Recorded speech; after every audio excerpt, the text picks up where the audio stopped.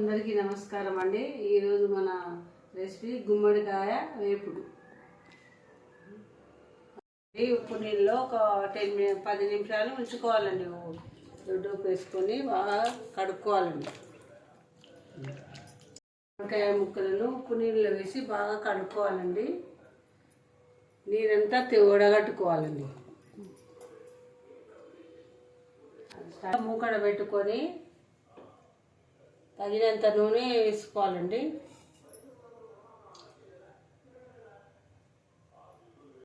తర్వాత కొంచెము తాలింపు గింజలు వేసుకోవాలండి.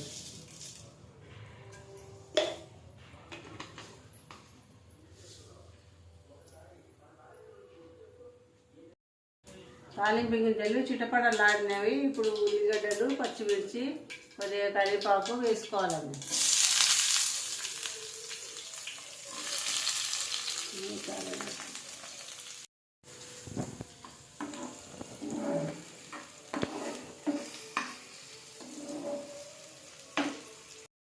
ఆరోగ్యానికి ఎంతో మంచిదండి. విత్తనాలు కూడా వెంట్రుకలు బాగా పెరుగుతాయి.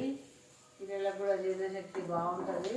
పూర్వకాలంలో ఎక్కువ తినేవాళ్ళు, కానీ ఇప్పుడు తినడం లేదు. కనీసం వారానికి ఒక్కసారైనా తినాలండి, మంచిది ఆరోగ్యానికి. మీరు కూడా తీసుకోవాలండి. గుమ్మడికాయ విత్తనాలు కూడా ఆరోగ్యానికి ఎంతో మంచిది. వెంట్రుకలు కూడా బాగా పెరుగుతాయండి. ఇప్పుడు అల్లం వెల్లిపాయ తగినంత వేసుకోవాలండి.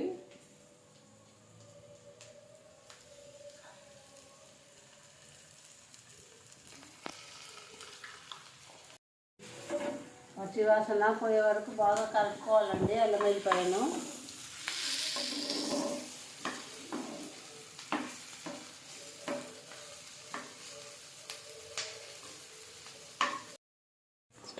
అల్లం వెల్లిపాయ మగ్గిందండి. ఇప్పుడు కొద్దిగా సాల్ట్ కూడా వేసుకోవాలండి.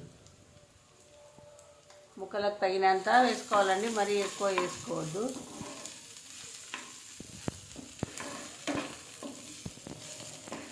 గుమ్మడికాయలు మనం కోసుకున్న గుమ్మడికాయలు వేసుకోవాలండి.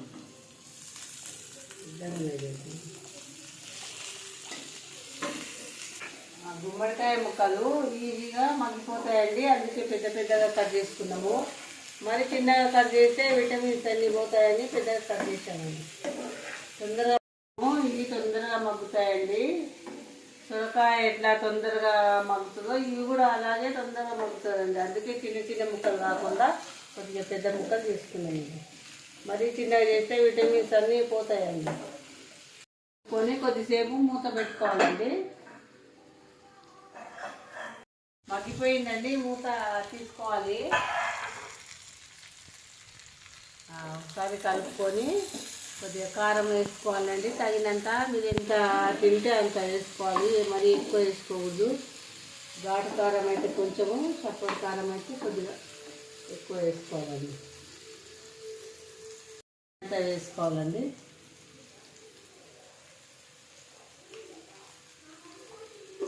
కొద్దిసేపు మళ్ళీ మూత పెట్టుకోవాలండి, 2 నిమిషాలు.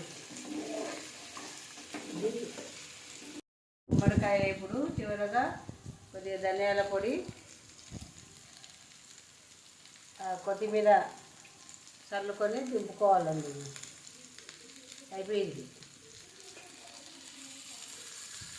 గిన్నెలో ఇది ఒక్కటి పెట్టుకొని కలుపుకొని మన ఒకసారి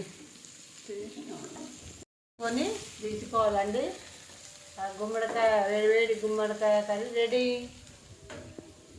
గుమ్మడికాయ వేపుడు రెడీ అండి. జొన్న రొట్టె, గుమ్మడికాయ కర్రీ, అలాగే ఉల్లిగడ్డలు, కీర, కొంచెం నిమ్మకాయ పిండుకుంటే కూడా చాలా టేస్టీగా ఉంటుందండి. ఇష్టమున్న వాళ్ళు పిండుకోవాలి.